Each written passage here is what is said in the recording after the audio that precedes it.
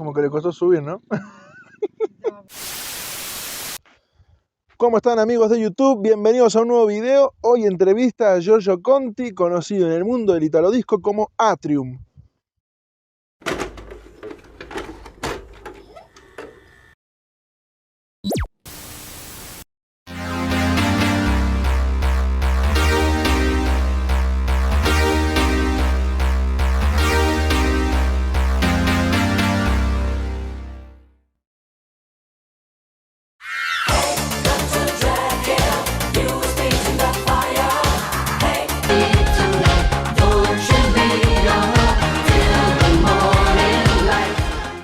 Antes de comenzar con la entrevista, quiero agradecer a Massimo Berti, alias Wishkey, quien fue el que me ayudó a lograr esta entrevista con Atrium, y también el Druso, un fantástico lugar bailable en Italia, allí en Bérgamo, así que gracias a ambos por esta entrevista.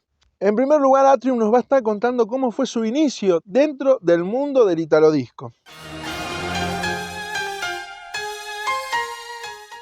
Caro Lautaro e cari amici dell'Argentina, se vi raccontassi per filo e per segno come è cominciato la mia carriera, vi verrebbe da ridere. In realtà io non inizio come Atrium, questo lo sanno in pochi ed è un'esclusiva, Lautaro, che faccio a te. Siamo nel 1983. C'è una grande discoteca in provincia di Brescia che si chiama Dancing Days Teatro Tenda. Visto che uscivano i primi dischi di Denaro, Gioiello, Giocchetto, che peraltro è tutta gente che abitava dalle mie parti, il DJ di questo maxi locale decide di fare un disco e glielo compongono niente po' di meno che Ivana e Teo Spagna, che allora non avevano ancora fatto dischi perché suonavano in un'orchestra che si chiamava Opera Madre e venivano nelle discoteche a suonare i pezzi da discoteca.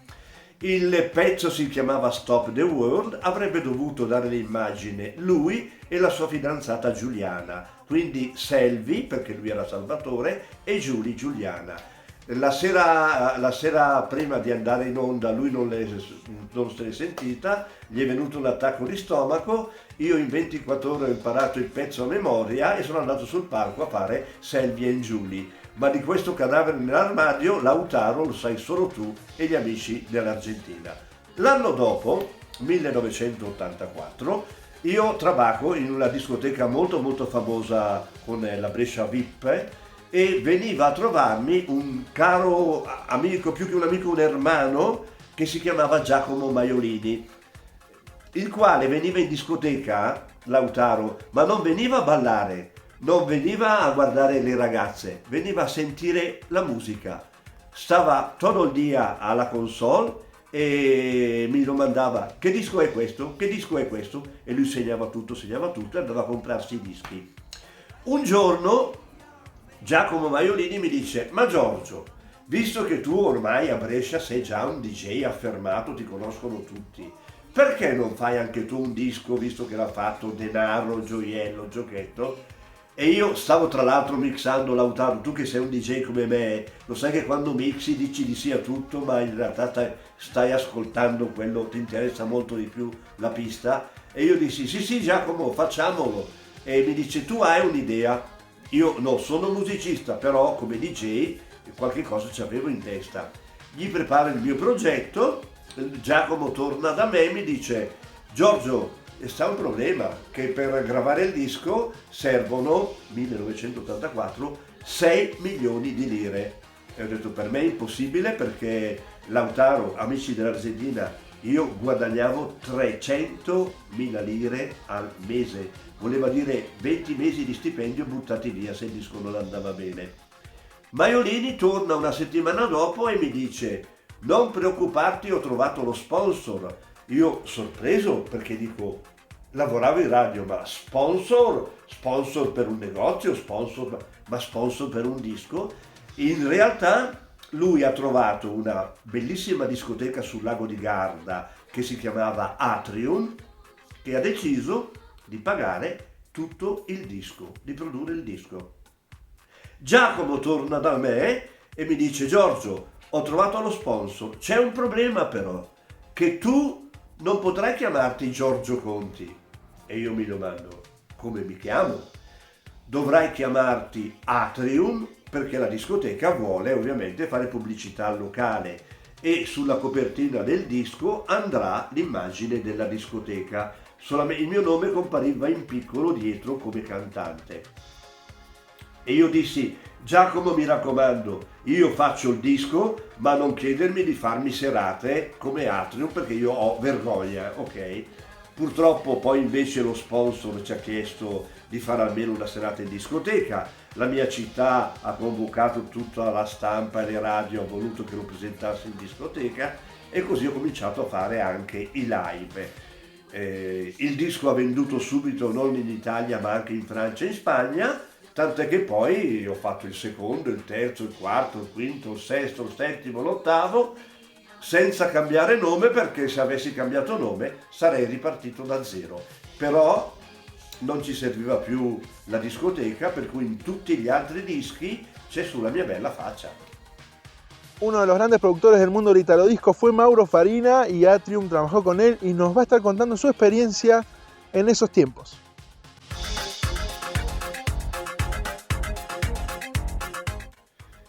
Se devo essere totalmente sincero, e oggi dopo tanti anni mi posso togliere, e lo faccio per la prima volta in vita mia, un sassolino dalla scarpa, perché è giusto essere grati a chi ti ha lanciato, ma la gratitudine finisce laddove chi ti ha lanciato ti ha anche sfruttato.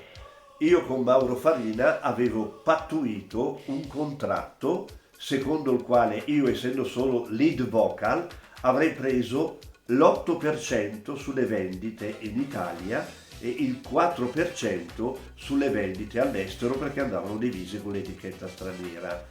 Io non ho mai visto una lira di queste royalties. Poi i primi pezzi mi piacevano molto. Hanno puntato sul mercato giapponese, tu sai Lautaro che in Giappone andava molto l'high energy, i miei pezzi andavano su molto di battuta, 130-140. Non mi piacevano quasi più, posso dirtelo, li ho cantati. Quando poi mi ha detto che avrei dovuto andare 6 mesi in Giappone, Lautaro, io ho stracciato il contratto con la Time perché lavoravo in radio qui a Brescia, lavoravo nei centri commerciali, lavoravo in discoteca. Se io stavo via 6 mesi in Giappone ed era un flop, io avrei perso tutto e quindi ho stracciato il contratto. Vuoi perché non avevo visto una lira, vuoi perché io non volevo andare in Giappone. Vamos a conocer si hay proyectos nuevos para este año de parte de Atrium o no, qué es lo que depara el futuro para él.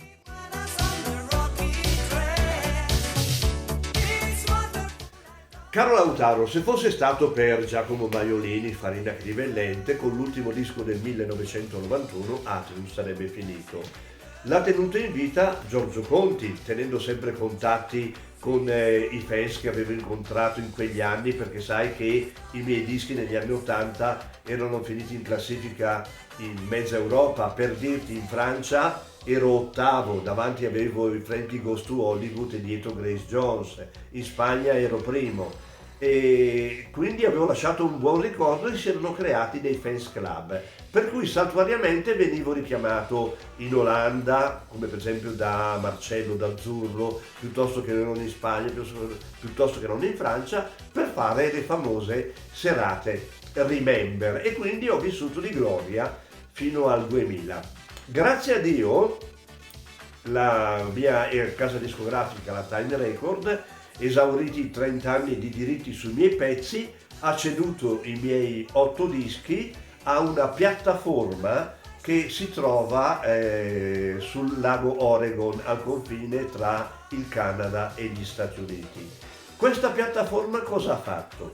Ha preso i miei 8 mix, li ha concentrati in un LP in vinile intitolandolo The Best of Atrium e nel 2015 ha licenziato il pezzo, il disco, prima in Messico e poi man mano nel resto del Sud America, per cui c'è stato questo ritorno di fiamma che mi ha portato a prendere un disco d'oro in Messico, a essere gratificato dagli amici del Perù, ad aver vissuto questa splendida avventura con voi nel mese di novembre. Adesso sembra che a novembre io debba andare a cantare a La Paz per gli amici della Bolivia.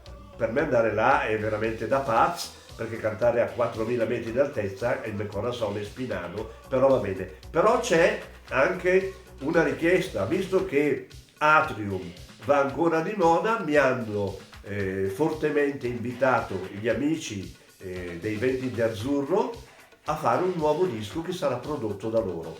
Ti dico in anteprima, il testo e la musica sono già pronte, si intitolerà Dream With Me ed è la maturazione di Atrium, quindi BPM abbastanza tranquilli, abbastanza melodico. Direi che con questo posso anche chiudere la carriera, però aspetta, devo ancora andarlo a cantare, deve ancora uscire. L'unica sfumatura che non sarà più solo Atrium, perché il mondo intero deve sapere di questo Dr. Jekyll e Mr. Hyde, quindi sarà Giorgio Atrium Conti che canta Dream With Me. Pensavo di regalarmelo per il mio compleanno ad aprile, però siamo stretti coi tempi, però entro l'anno arriva dopo 30 anni il nono pezzo di Atrium. Por último, nos va a estar contando su experiencia, su opinión de todo lo que vivió en el norte argentino, en la provincia de Jujuy, el año pasado, 2022, en noviembre. Así que presten atención. Beh, premesso che è stata un'avventura fantastica già dalla partenza, perché con Massimo Whiskey c'era una stima reciproca ma mai frequentata, cioè io lo stimavo come artista come probabilmente lui stimava me come artista, ma non ci siamo mai incontrati. Fabrizio Rizzolo e Brian Ice l'avevo in realtà incrociato in Time perché il primo disco l'aveva fatto con noi, avevamo fatto una serata insieme, ma poi ci eravamo persi di vista. Per cui per me l'avventura è stata magica già in partenza, perché il mio Massimo, Dio solo sa quante volte l'ho chiamato, perché io come tecnologia non so fare niente, ha fatto tutto lui, le prenotazioni, la preparazione delle basi, eccetera, eccetera. Che mi ha molto, ma molto, ma molto colpito e persino commosso, credimi. Io vabbè ho un cuore grande quindi mi commuovo facilmente, ma per carità anche a Città del Messico mi hanno trattato come una star, ma è stata una cosa più d'élite. Ho fatto questa serata per ritirare il disco d'oro in questo club di gente un po' così, ma l'essere venuto a contatto con la realtà del nord Argentina, con la semplicità, la bontà di questo popolo mi hanno veramente commosso e mi hanno lasciato un ricordo indelebile, soprattutto i commenti che tutt'oggi loro mi mandano, perché li sento tutt'oggi, perché io amo immensamente tenere rapporto con i miei fans, dove ho capito che in loro ha stupito come un artista, secondo loro, di così grandi dimensioni. Mi chiamano la leggenda, io mi tocco sempre che per me, per essere leggenda, uno deve essere morto prima. E dicono, sei una persona così, ma allo stesso tempo hai una umiltà, una semplicità e che pochi personaggi del tuo genere hanno. E io gli ho detto, è il mio carattere, io sono così. Mi piace camminare con i piedi per terra. Mi diceva proprio l'altro giorno un amico, ma come? Io per il mio lavoro a casa ho tantissime foto con Tina Turner, con Rolling Stones, con Culture Club, con tutti i più grandi personaggi del mondo che io ho intervistato.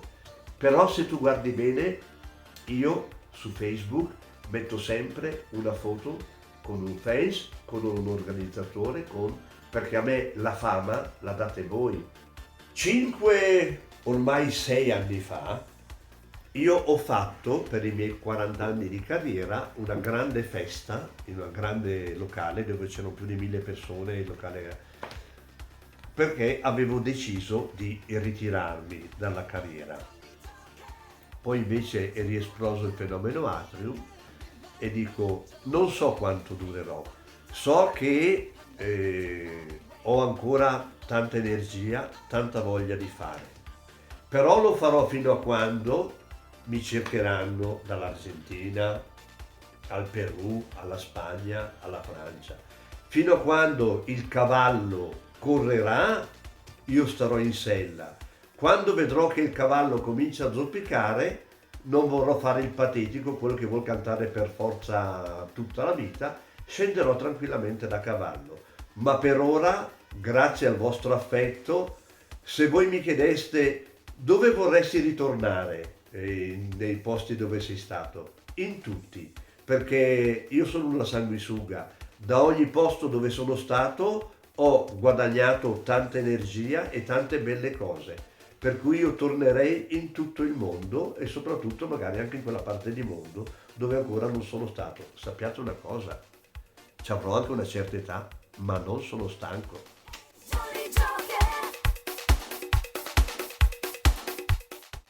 Espero que os haya gustado el video, denle like, compártanlo, suscríbanse si aún no están suscritos.